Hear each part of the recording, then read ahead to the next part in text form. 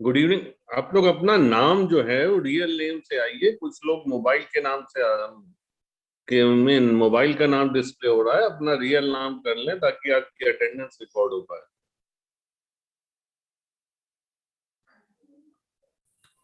Good evening sir. Good evening sir नमस्ते good evening sir. Good evening sir. Good evening.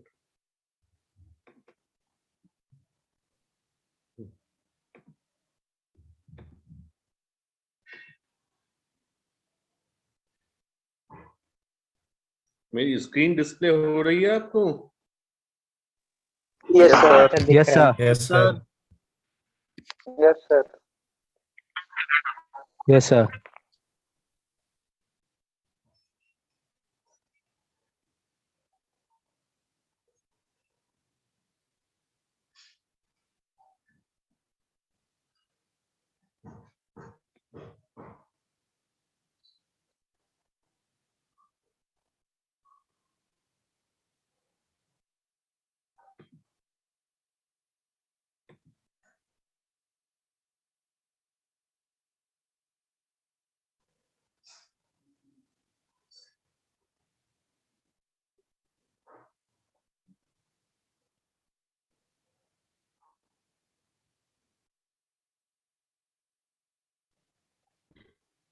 तो जैसा मतलब अब इधर लॉकडाउन 16 तारीख तक तो है ही बेटा।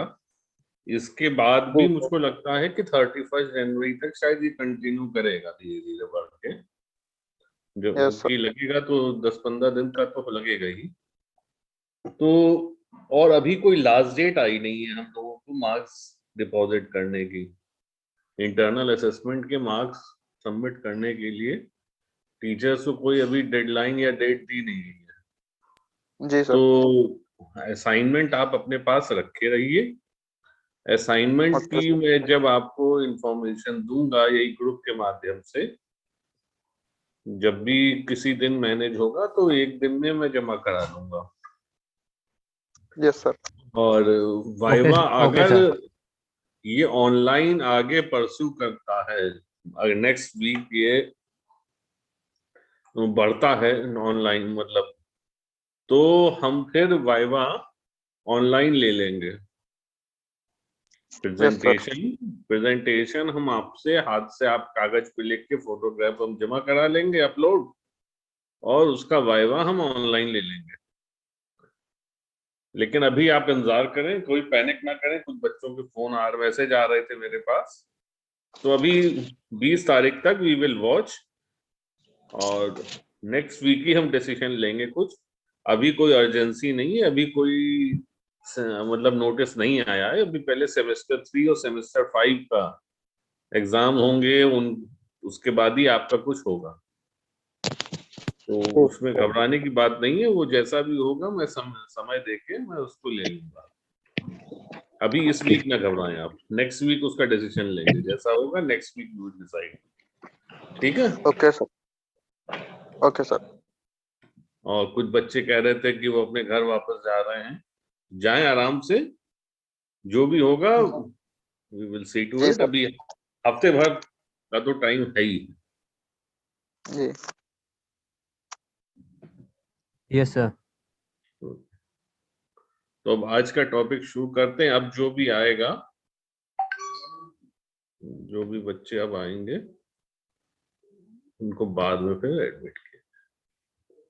तो मैट्रिक्स मेथड हम एक सेक्शन में तो पढ़ा चुके हैं, एक में नहीं पढ़ाया था। किसमें पढ़ा चुके हैं? P1 में, P2 में? सर P2 में नहीं पढ़ाया अभी। लास्ट 3 डेज कितना होता है? P1 में सर पढ़ाया था। हाँ, P1 में पढ़ाया था, P2 में नहीं पढ़ाया। तो P1 वालों के लिए रिवीजन हो जाएगा और P2 वालों के लिए ठीक है।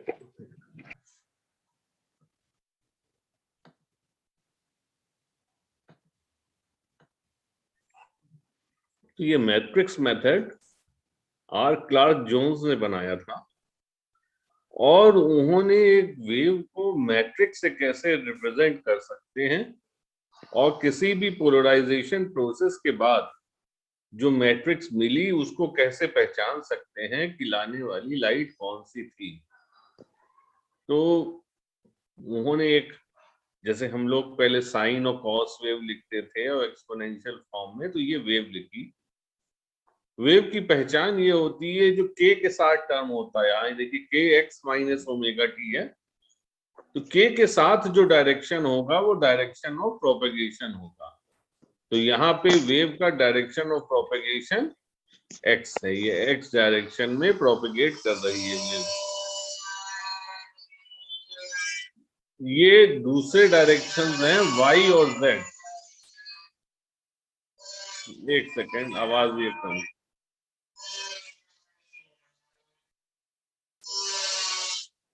दूसरे डायरेक्शंस बचे y और z। तो y डायरेक्शन में इसका एम्पलीट्यूड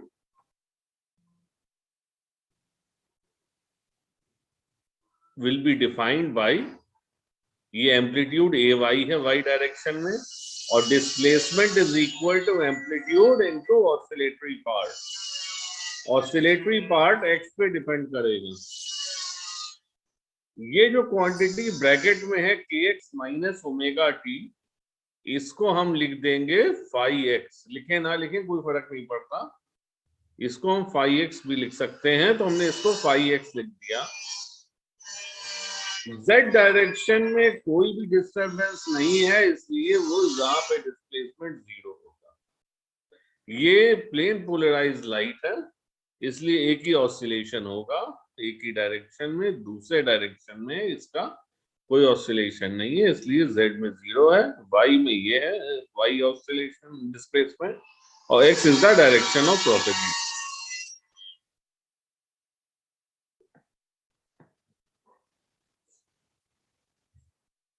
तो जोन साहब ने कहा कि हम एक मैट्रिक्स से इसको समझा सकते हैं। एलिमेंट्स अगर x में प्रोपेगेशन है तो y और z में जो ऑसिलेशंस होंगे उनकी जो मैट्रिक्स बनेगी वो इस लाइट की मैट्रिक्स कहलाएगी। तो y का ऑसिलेशन ये है, हम लोगों ने अभी पिछले स्लाइड पे देखा, z पे 0 है।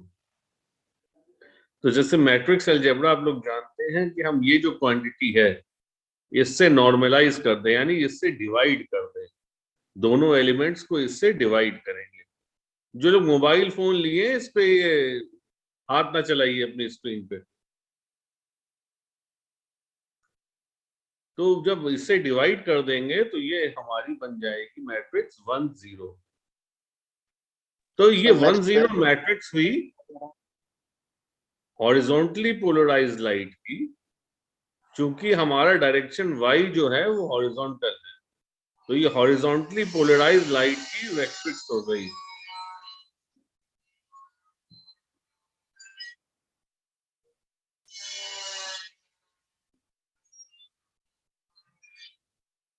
इसी तरीके से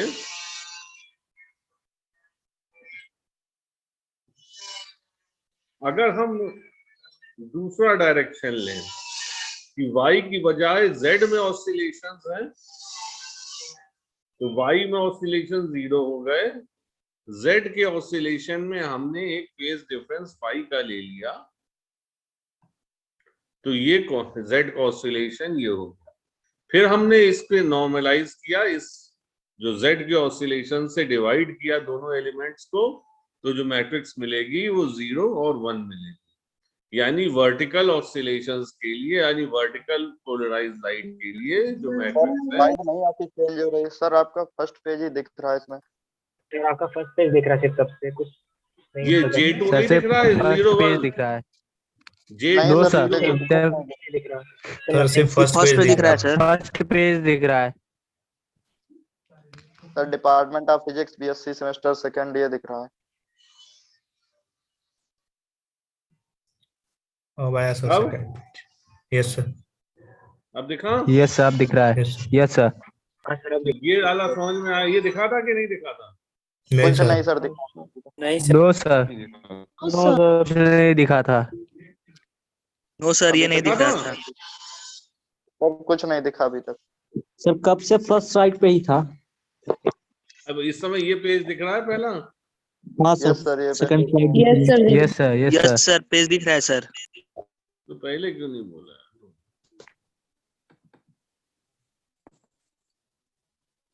अब बताओ, फिर से समझाएं? Yes sir. यस सर फिर से समझा दीजिए। यस सर रहने दीजिए सर। ये 1 मिनट, 2 बच्चों ने कुछ चैट में मैसेज दिए। ये एक्स डायरेक्शन ऑफ प्रोपेगेशन अगर है तो y का डिस्प्लेसमेंट इस इक्वेशन से लिखा जाएगा। ये y डायरेक्शन में एम्पलीट्यूड है, ये ऑसिलेटरी पार्ट है। जो k के साथ टर्म आता है वो direction of propagation sir fifth slide है। सर फिफ्थ स्लाइड पे फिफ्थ स्लाइड दिख रहा है क्या स्लाइड? सर फिफ्थ स्लाइड पे दिख रहा है ये पहली स्लाइड है। R method developed by R Clark Jones नहीं दिख रहा है? No sir no sir. नहीं No, sir, sir. Slide number 5 दिख रही है। No sir.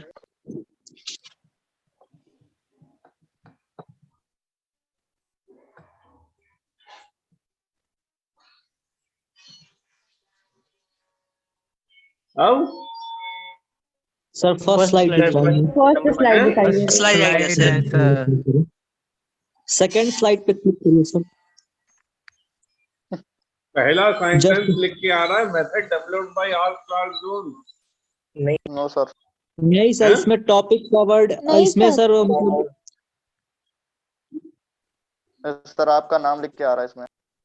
और नहीं, उसके बाद स्लाइड नहीं आई? नहीं आई उसके सर। बाद सेकंड स्लाइड पे नो क्लिक सर करो नहीं। किसी को नहीं दिख रही है सेकंड? नहीं sir. No sir. No sir no sir first page सिर्फ दिख रहा है no sir. Sir. No sir. तो सेकंड वाले पे क्लिक करूँ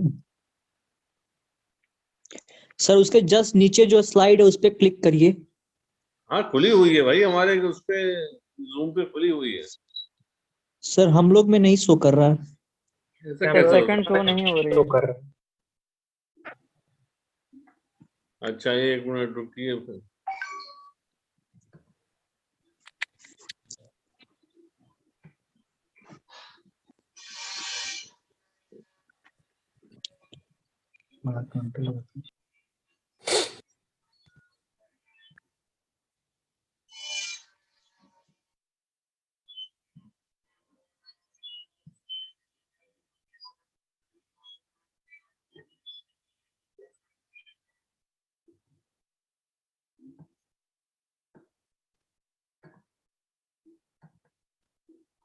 अब सर अभी भी सर, फर्स्ट स्लाइड शो कर रहा है सर। स्लाइड पे अभी भी फर्स्ट स्लाइड शो कर रहा है सर। फर्स्ट स्लाइड है सर। सेकंड नहीं आई अब? No no sir. सर। जी sir. No sir.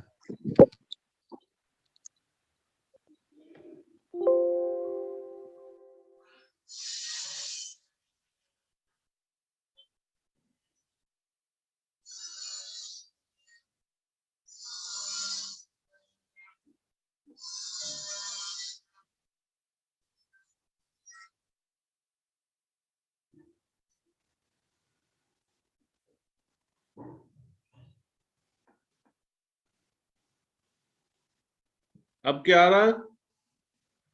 Sir first slide आ रही है नहीं, स्लाइड आ रही है सर। फुट पे आ रही है बाईं तरफ है।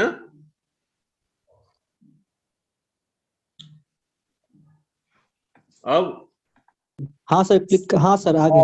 अब सेकंड आया सर। आ गया सर। आ गया सर। तो फर्स्ट वाला आ गया सर। तो फिर से फर्स्ट वाला आया है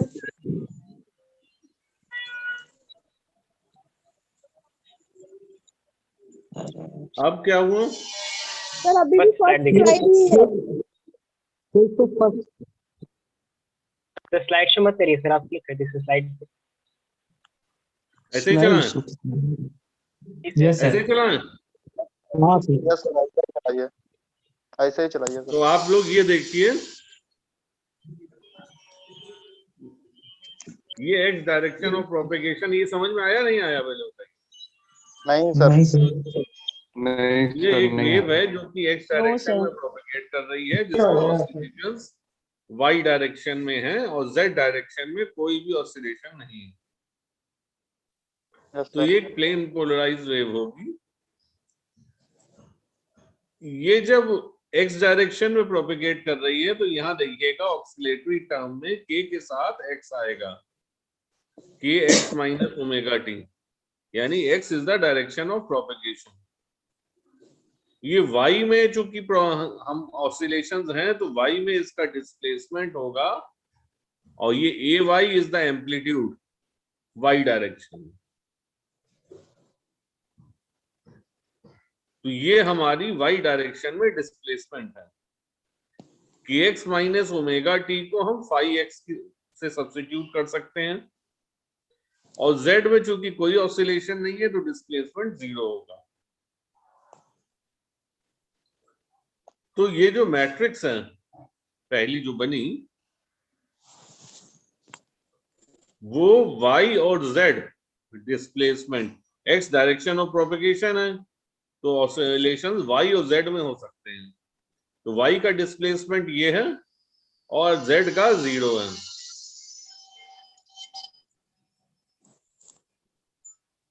अब हम लोग मैट्रिक्स अलजेब्रा के अनुसार ये जो y वाली जो डिस्प्लेसमेंट टर्म है इसी से दोनों टर्म्स को डिवाइड कर देंगे, यानी इस मैट्रिक्स को इससे डिवाइड कर देंगे तो ये मैट्रिक्स बन जाएगी 1 और 0।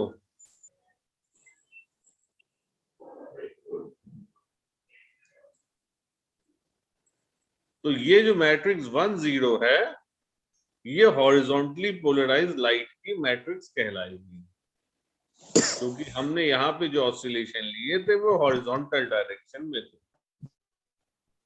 इसी तरीके से जब ऑसिलेशन y में ना होके z में होंगे तो हम यहाँ पे एक फेज का टर्म इंट्रोड्यूस कर देंगे और z में तो मैट्रिक्स बन जाएगी y में डिस्प्लेसमेंट कोई नहीं होगा, z में डिस्प्लेसमेंट होगा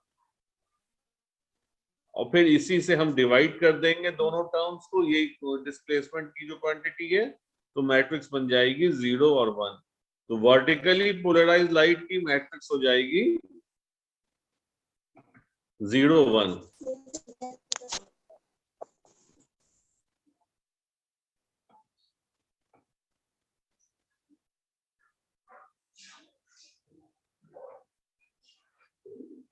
अब अगर ऑसिलेशन एक्स और वाई में ना हो के एक बीच में हो, एक 45 डिग्री के एंगल पे प्लेन है उसमें ऑसिलेशन हो, तो y में एक कंपोनेंट होगा, एक z में कंपोनेंट होगा।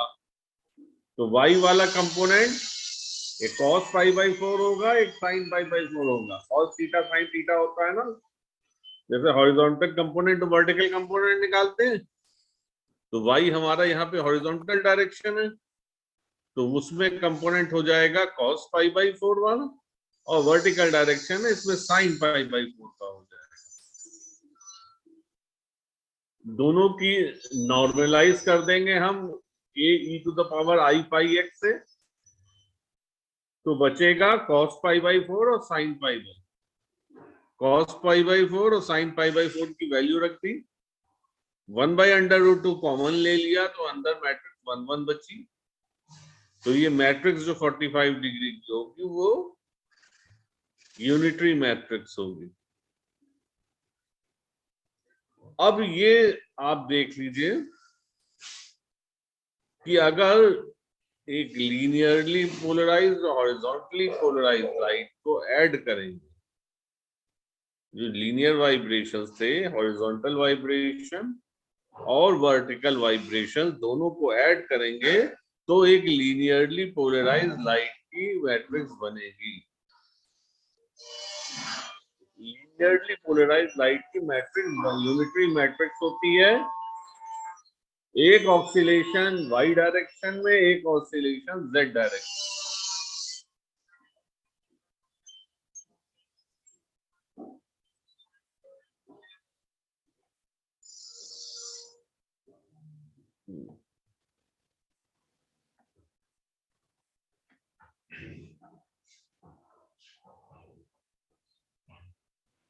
तो आप देखिए हॉरिजॉन्टल डायरेक्शन में जो वाइब्रेशन थे उनकी मैट्रिक्स 1 0 है, वर्टिकल डायरेक्शन में 0 1 है, अगर 45 डिग्री के एंगल पे है तो यूनिटरी मैट्रिक्स है, राइट सर्कुलरली पोलराइज्ड लाइट की मैट्रिक्स 1 -i है और लेफ्ट सर्कुलर पोलराइजेशन की मैट्रिक्स 1 और i है। आपको ये मैट्रिक्स याद करनी है, डेरिवेशन आपने नहीं पूछेगा कोई।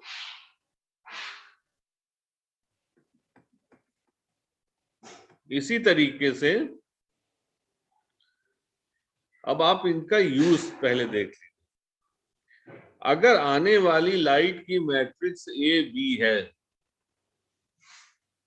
जो लाइट इंसिडेंट हो रही है किसी भी डिवाइस पे उसकी मैट्रिक्स ए बी है ये वाली राइट हैंड साइड, और टी जो मैट्रिक्स है वो ट्रांसफॉर्मेशन मैट्रिक्स है, यानी मैट्रिक्स उस डिवाइस की जिसपे वो लाइट इंसिडेंट हो रही है।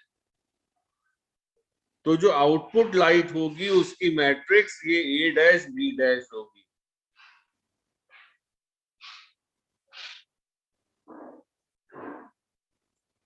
एग्जाम्पल अभी आगे दिखाऊं। ये देखिए, ये अगर इंसिडेंट लाइट की मैट्रिक्स है, इसको ट्रांसफॉर्मेशन लाइट की ट्रांसफॉर्मेशन मैट्रिक्स यानी जो भी डिवाइस पे लाइट इंसिडेंट हुई है उसकी मैट्रिक्स से मल्टीप्लाई करेंगे तो जो मैट्रिक्स आएगी वो इमर्जेंट लाइट की होगी।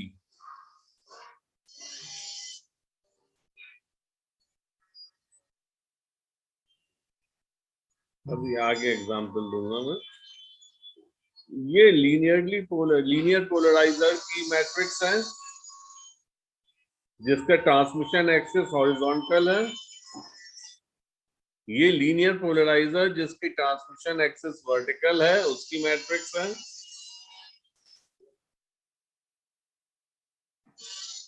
ये लीनियर पोलराइजर जिसकी ट्रांसमिशन एक्सिस +45 डिग्री है और ये -45 डिग्री। आपको ये मैट्रिसेस याद करनी है, जो चार्ट बने हुए हैं ये चार्ट याद करने हैं आपको।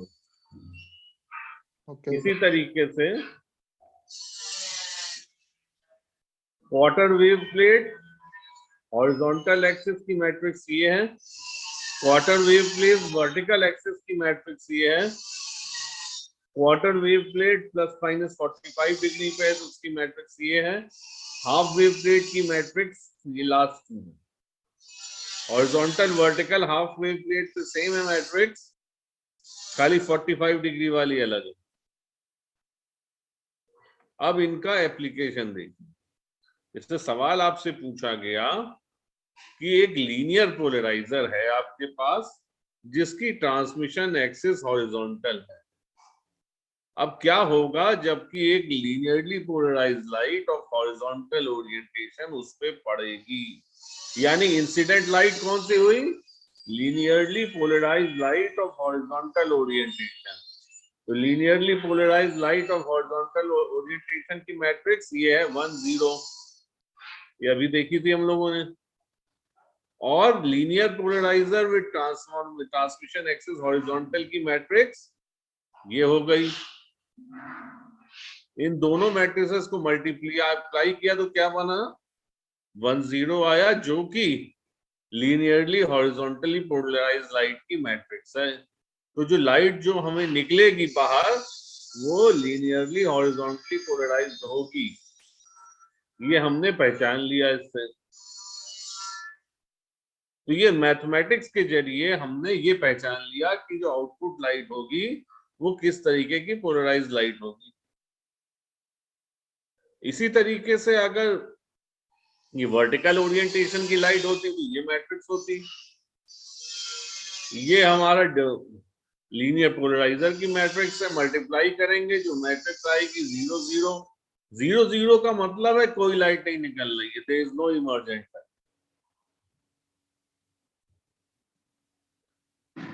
यानी ये नल मैट्रिक्स है, इसका मतलब कोई भी लाइट हमें बाहर नहीं मिलेगी।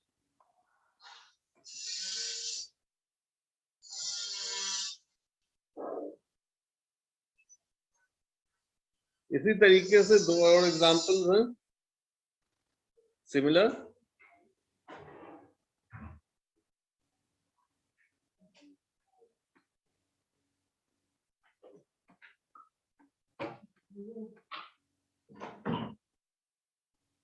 अब right circularly polarized, left circularly polarized की मैट्रिसेस ये हैं। एक में Z कंपोनेंट लीड करेगा, एक में Y कंपोनेंट लीड करेगा।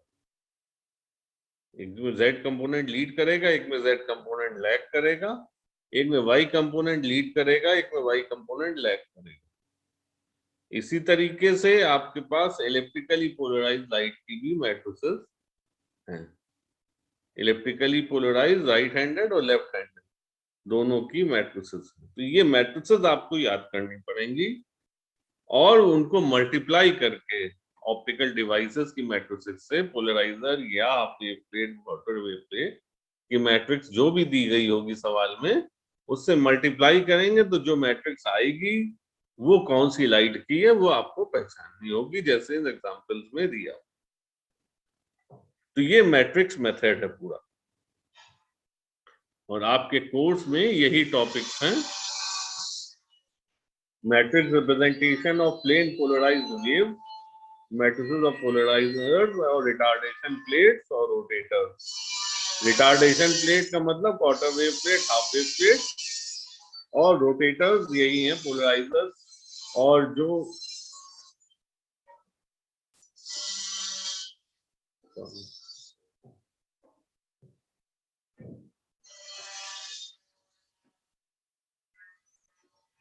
ये रोटेटर की मैं +45 डिग्री और -45 डिग्री जो मैट्रिसेस हैं ये रोटेशन मैट्रिसेस हैं।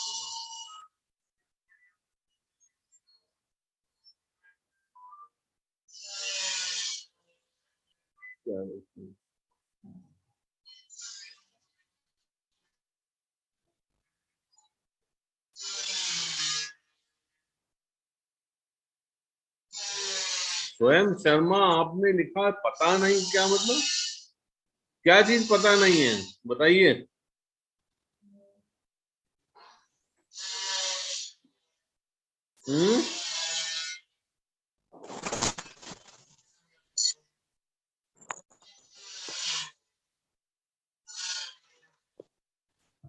और ये इसके नोट्स आपको देखिए, ये वीडियो इसका जो हमारे YouTube चैनल पे है ही, और नोट्स यूनिवर्सिटी की वेबसाइट जो है उस पे हैं और अपलोडेड। यही जो पावर पॉइंट है यही PDF फॉर्म में यूनिवर्सिटी की वेबसाइट पे अपलोडेड है ऑलरेडी।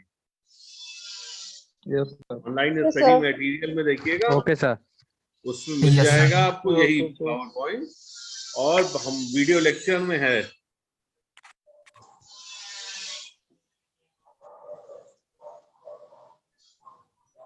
YouTube चैनल का नाम है परसेप्शन ऑफ साइंस, यही टाइप किए दे रहा हूँ।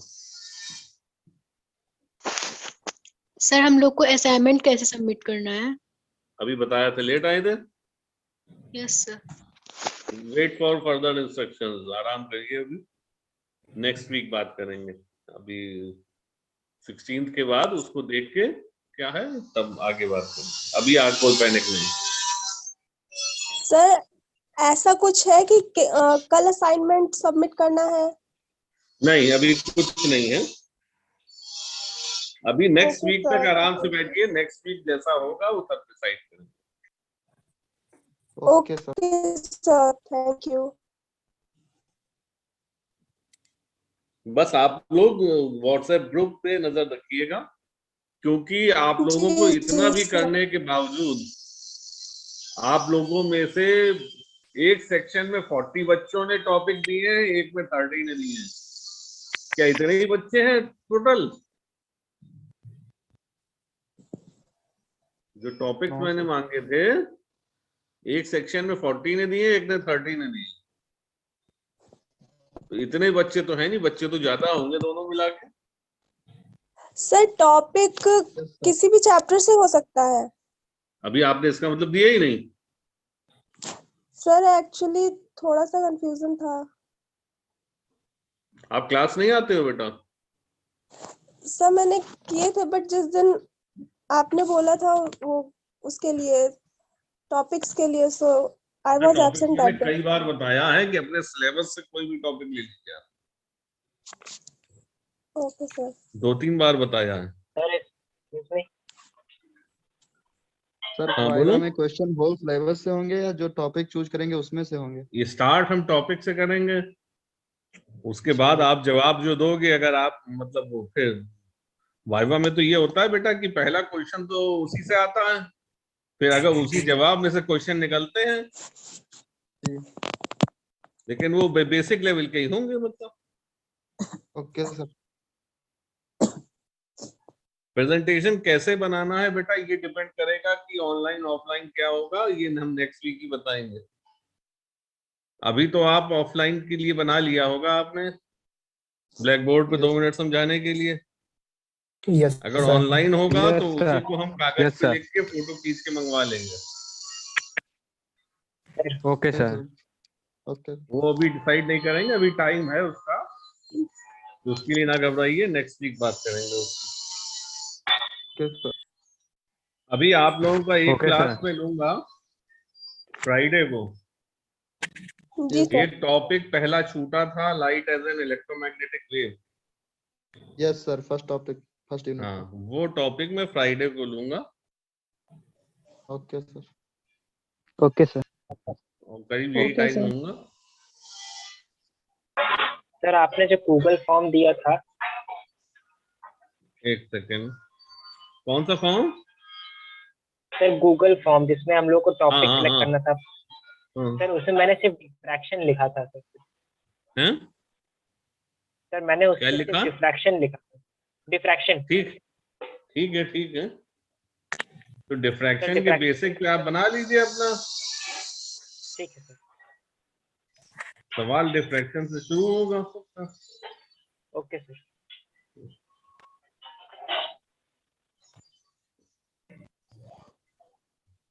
और किसी को कुछ पूछना? सर, जो जैसे आप हमने हाँ, एक जना पूछो। हाँ, सर जैसे सर, हमने कोहेरेंस हाँ, बोलो सर बोलो, जैसे बोलते जाओ। हम सर जैसे हमने coherence as a topic of presentation choose किया है, हम्म, तो सर इसमें वाइवा इसी टॉपिक से होंगे? हाँ, यही तो बोल रहा हूँ, शुरुआत यहाँ से ही होगी। तो व्हाट इज कोहेरेंस या जो भी होगा आप बोलोगे, शुरुआत वहां से और होगी। अब नेक्स्ट क्वेश्चन किससे आएगा?